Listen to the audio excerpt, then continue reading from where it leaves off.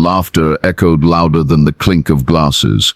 Franklin Decker stood still in the center of his son's spacious living room, surrounded by polished furniture, cold LED lights, and a dozen corporate types who looked like they'd never changed a tire in their lives. Before we continue, please subscribe my channel for such more true stories, and let us know where you are listening in the comments.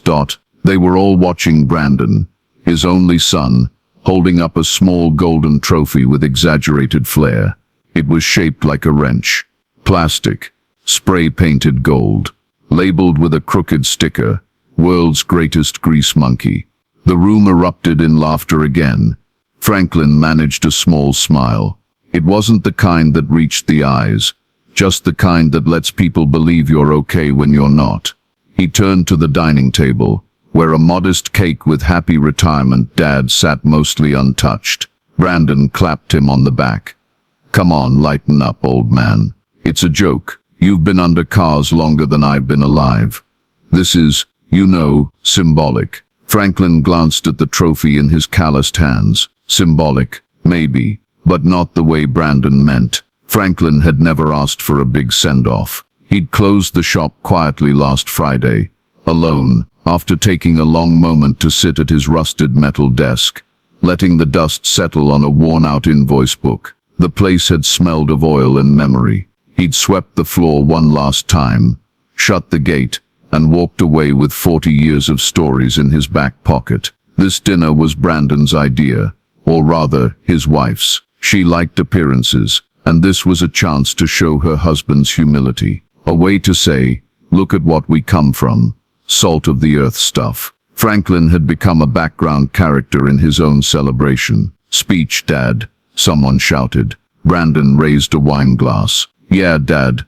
Tell them how you made it through 4 decades of busted knuckles and bad radios." More laughter. Franklin stood. His voice was quiet but clear. "I started with nothing," he said, "and I leave with something far more valuable than money." Someone whispered, "Wisdom?" He looked straight at Brandon. "Work ethic." The laughter died down, a few smiles fading. He nodded, set the trophy down on the table, and said, "Thanks for the dinner." Then he turned and left without another word. Outside, the cool Ohio night brushed against his skin. Franklin walked slowly to his truck, keys loose in his grip, heart heavier than his toolkit ever was. He didn't slam the door. He didn't mutter curses. He simply drove off, past the big houses, the manicured lawns, the people who clapped for a joke they didn't understand. And as he turned onto the old industrial road near the rail yard, a smile began to form, this time real, because the joke wasn't on him. It had just set the stage. Franklin woke early the next morning, just as the sky began to pale over the rooftops of his quiet neighborhood. Retirement was supposed to mean sleeping in, but his body hadn't gotten the memo. 40 years of 6 a.m. starts don't fade easily. He brewed his coffee the old way, French press, no fancy machines, and sat at the breakfast table flipping through a dog-eared notebook labeled Project 67. Inside were schematics, parts lists, restoration sketches, and scribbled phone numbers. This wasn't a new idea. It was a plan 3 years in the making. Franklin had been restoring a 1967 Camaro SS in a rented garage space across town, quietly, steadily, privately. And now that retirement had come, mockery and all, it was time to bring the next part of the blueprint to life. By 9 a.m. he had the truck loaded and was driving to the small warehouse lot he'd leased under a business name few knew about, Decker Custom Classics. It wasn't just a hobby space anymore. It was real now, with permits, business insurance, and even a website Riley, a local college kid he'd mentored, had built for him. The Camaro sat under a canvas tarp near the back wall. Franklin pulled it off like unveiling a secret. Sunlight glinted off the restored chrome. Still needed work, but it was beautiful. 2 bays down, Riley was already elbow-deep in the wiring of a vintage Mustang. "You're early," the kid said, grinning. "Retired now. Gotta fill my time with something that smells like sweat and purpose." Riley chuckled. "You sure showed them last night?" Franklin raised an eyebrow. Word spreads, Riley said, holding up his phone. Your son's speech is trending on local feeds. Some influencer tagged it as blue-collar roast. Real classy. Franklin didn't flinch. They laughed at a trophy. I'm building something they'll never touch. That afternoon he called a quiet meeting with two former colleagues. Ellis, his old shop foreman, and Maria, a brilliant engine specialist laid off during downsizing. They met in the garage office, surrounded by pegboards, toolkits, and the comforting hum of classic rock on a dusty radio. I'm opening officially in 6 weeks, Franklin said, arms crossed. We'll restore, customize, and build from scratch. Real craftsmanship. No dealership gimmicks. And I want you both with me. Ellis grinned. Thought you'd never ask. Maria nodded. I'm in. Franklin looked at them. Real people, real loyalty, and knew this was better than any gold watch or polished speech. It was his new chapter, and it started not with applause, but with action. 3 weeks passed, and the new shop was buzzing. The floors had been scrubbed, the signage ordered, and 3 cars were already in rotation. A 72 Chevelle, a beat-up Thunderbird, and of course, Franklin's prized 67 Camaro. The team ran on muscle memory and respect, not titles or meetings. Every morning Franklin arrived before sunrise, and left only when the bay doors rolled shut. His hands, though stiff with age, moved like they had something to prove, not to the world but to himself, and to Brandon. Meanwhile, on the other side of town, Brandon Decker's life wasn't following the script. His division at the tech firm had just been restructured. Quiet meetings were happening behind closed doors. His boss, the one who used to high-five him in the hallway, had stopped making eye contact. One afternoon, Brandon found himself standing in a glass conference room, listening as his manager listed off terms like budget overreach and redundancy. He was being let go. No fanfare, no farewell dinner, just a signature on an HR form and a cardboard box with his name on it. At home the silence was suffocating. His wife Lindsay paced the kitchen, voice rising with every unanswered question. What do you mean they restructured? How do we afford the mortgage now? What about the kids' school fees? Brandon muttered something about severance, about contacts he could call, about short-term consulting. But deep down, he knew he was stranded. And when he scrolled through social media later that night, looking for distraction, he froze at a video someone had tagged him in, a local news segment. Vintage revival. Retired mechanic opens elite auto shop with a modern twist. There in crisp HD was Franklin, standing beside the restored Camaro, arms crossed, flanked by a crew of seasoned pros and wide-eyed apprentices. The reporter called it a masterclass in humility and craftsmanship. Brandon didn't even finish watching. He slammed the laptop shut. A week later,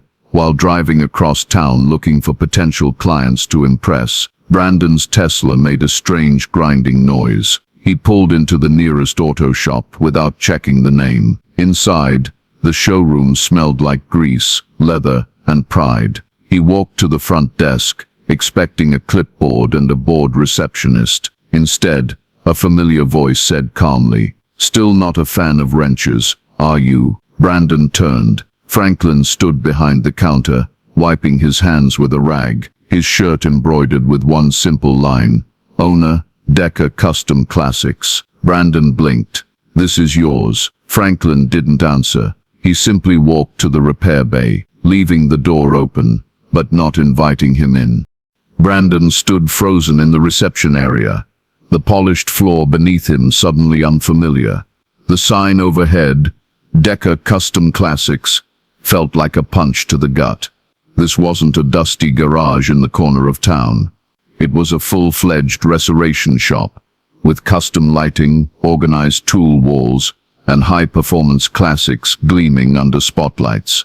He hadn't even known his father had the resources, let alone the vision.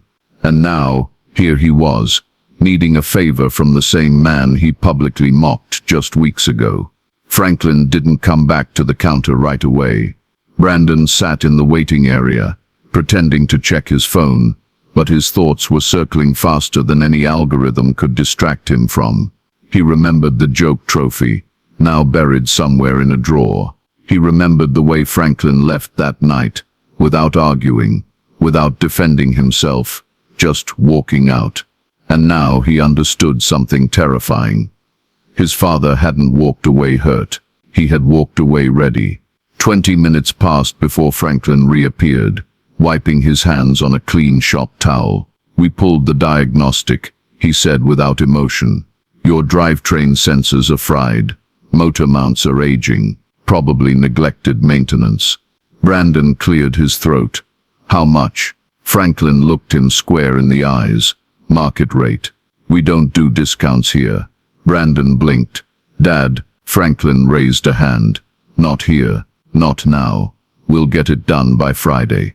Then he turned and walked away again, not with anger, but with authority. Not as a father, but as a man who had found his value outside his last name. Back home, Brandon was quieter than usual. He didn't tell Lindsay what happened. He said the car was being serviced at a shop downtown, but inside, he couldn't stop replaying the moment. The calm in Franklin's voice, the control in his posture. He hadn't just opened a business. He'd built something Brandon could never fake. Respect earned, not inherited. That Friday, Brandon returned to pick up his car. Franklin handed over the keys, a stapled invoice and nothing else. Brandon hesitated at the counter. "You're really not gonna say anything?" Franklin met his gaze. "I did, a long time ago. You just weren't listening." Brandon lowered his head slightly, pocketed the invoice, and walked toward the exit. He paused at the door, then turned back. If you ever need help," he began awkwardly. "I've got marketing experience, branding, website work." Franklin gave a tired smile. "You can start Monday. 6 a.m., same pay as everyone else." Brandon stared, unsure if he was joking, but the look in Franklin's eyes said everything. "If you want to stand where I stood, you start from where I began." Brandon arrived at the shop Monday morning at 6:04 a.m. The 4-minute delay didn't go unnoticed. Franklin was already in the back lot, hauling in a crate of parts with Riley, sweat darkening the collar of his shirt despite the morning chill. He didn't look up when Brandon entered.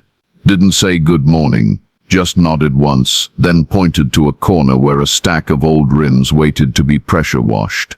"This is where we start," he said flatly. Brandon looked down at his loafers, clearly not meant for shop floors. "I thought I'd be helping with," Franklin cut in. "No titles here. Everyone works." By the second hour, Brandon's shirt was stained, his back ached, and his phone battery had died. Not that he had time to check it anyway. Riley showed him how to sort lug bolts by size and grade. Maria handed him a torque wrench and silently corrected his grip. Nobody cared about his MBA. Nobody asked about his resume. They only watched what he could do with his hands, and if he could take correction without ego. It was humbling and exhausting, and in some strange way, clarifying. By Wednesday, the soreness had become routine. Brandon started arriving earlier, even beat Franklin once. He still made mistakes, but he stopped making excuses, and slowly the crew stopped seeing him as the boss's kid. They started seeing him as one of them. Even Franklin noticed, though he never said it.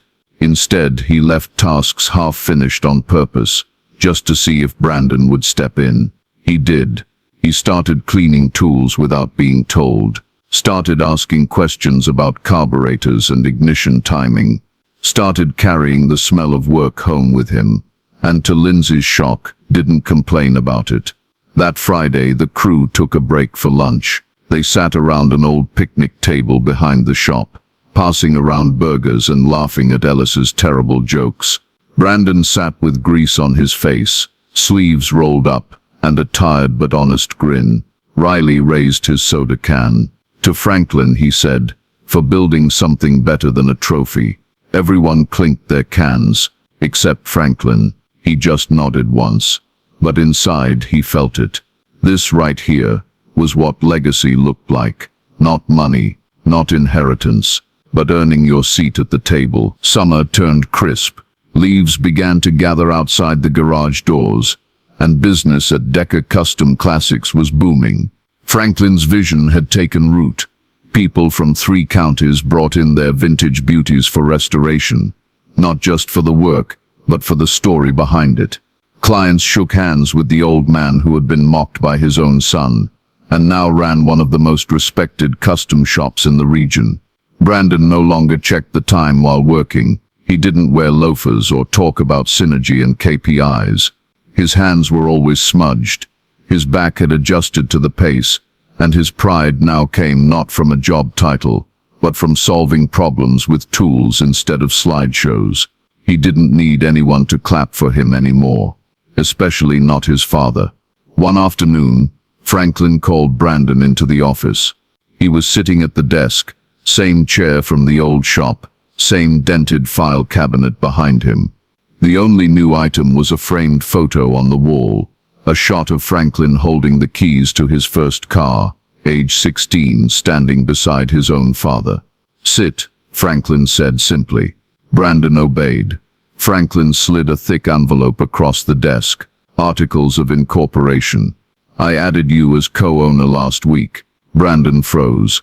"Why?" Franklin shrugged.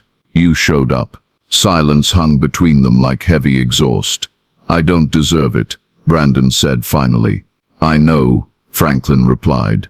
Then he added, "But you're starting to." Later that evening, as Brandon locked up the garage, he stood outside and looked up at the sign glowing softly in the twilight. Decker Custom Classics. His name now tied to something he didn't inherit. He earned.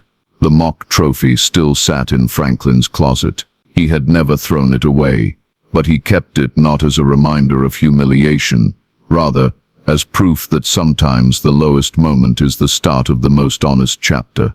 Brandon never asked for the trophy back. He never wanted it, because what he gained instead was worth far more than gold paint and plastic. It was respect, and it was real.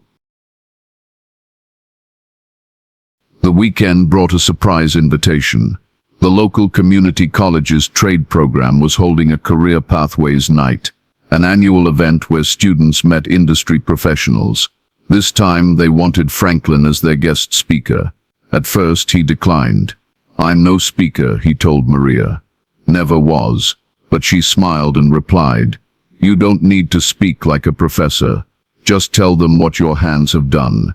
So he agreed, reluctantly. On the night of the event, Franklin wore a pressed work shirt, not a suit. Brandon went along too, not as a guest, but to help haul parts and tools for display. A crowd had gathered in the main hall. Students, parents, local business owners. Franklin stepped onto the small stage, cleared his throat, and looked out at a room filled with young faces. He didn't talk about blueprints or engines. He told them about mistakes, about how he once thought staying quiet meant staying strong, about how silence can sometimes let people believe you're okay with being dismissed. He ended with this: "There's pride in building things that last, especially when no one claps for it. But let me tell you, there's greater pride in knowing you didn't build it just for applause." The room fell still. Then slowly people stood. Not loud, not theatrical, just honest recognition. A standing ovation for a mechanic with calloused hands and quiet dignity. As they loaded the truck afterward, Brandon turned to his father. "You ever think you'd get applause for talking about spark plugs?" Franklin chuckled. "I didn't. I got applause for not quitting." Brandon nodded, then hesitated. "You think you'd ever let me speak at something like that?" Franklin looked at him, then tossed him the shop keys. "Let's see how you show up tomorrow first." Brandon didn't fumble the catch, and for the first time it felt like he wasn't chasing his father's approval. He was carrying his legacy forward. Autumn settled fully into Ohio. Crisp air rustled the shop's bay doors in the early mornings, and the scent of oil mingled with falling leaves. The work never slowed. If anything, the orders grew. Word had spread that Decker Custom Classics wasn't just a garage, it was a movement. A place where hands got dirty, but dignity stayed clean. Inside, Brandon worked beside Franklin daily, not because he had to, but because it mattered. Every bolt tightened, every paint layer sprayed. It was a tribute to everything they had been and everything they were becoming. One evening, after most of the crew had clocked out, Franklin walked to the far corner of the garage where a car sat under a clean cover, the '67 Camaro. Fully restored now, no dust, no rust, every detail perfect. Brandon approached quietly. "Is it done?" Franklin nodded. Brandon grinned. "You ever gonna sell it?" Franklin glanced at him. "No." He ran a hand over the hood. "Some things aren't built to be sold. They're built to remind you who you were when you had nothing but a dream." That night, Franklin sat down at his old desk, pulled open the drawer, and took out the mock trophy, the golden wrench from Brandon's party. It was still ugly, still crooked, still hollow, but it no longer stung. He walked out to the garage, placed the trophy on a high shelf near the back, and underneath it he placed something new, a framed photo of the shop team. Brandon, Maria, Riley, Ellis, and Franklin in the center, holding a plaque the mayor had given them just a week earlier, for building more than cars, for restoring respect. Brandon didn't ask for that trophy again. He didn't need it. He had something far better now, a place in a legacy not handed down, but earned through every early morning, every scraped knuckle, every moment of humility. And Franklin, he never raised his voice, never retaliated with harsh words. His revenge had been patient, measured, quiet, and it had spoken louder than any insult ever could.